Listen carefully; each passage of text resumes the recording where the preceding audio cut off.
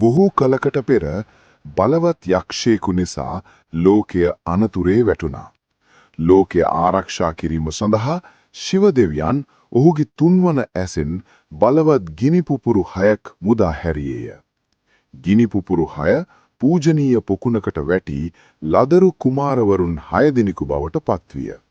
පාර්වතී දේවිය ලදරුවන් 6 දෙනා එකට වැළඳගත් විට ඔවුන් මුහුණු 6ක් සහිත බලවත් කුමාරයෙකු බවට පත්විය. තරුණ රණශූර දෙවියා සුරපද්ම යක්ෂයා සමග සටන් කර ලෝකය බේරා ගත්තේය. සටනෙන් පසු යක්ෂයා මොනරෙකු බවට පත් වූ අතර දෙවියන් වහන්සේ ඔවුන් පිළිගත්තේය. පසුව දෙවියන් වහන්සේ සුන්දර ශ්‍රී ලංකා දූපතට පෙමිණිය. වනාන්තරයේ වල්ලි නම් කරුණාවන්ත හා ලස්සන ගැහැණු ළමෙක් ජීවත් විය. දෙවියන් වහන්සේ මහලු පූජකයෙකු ලෙස වෙස්වලා ගනිමින් ඇගේ ආදරය පරීක්ෂා කිරීමට පෙළඹිය.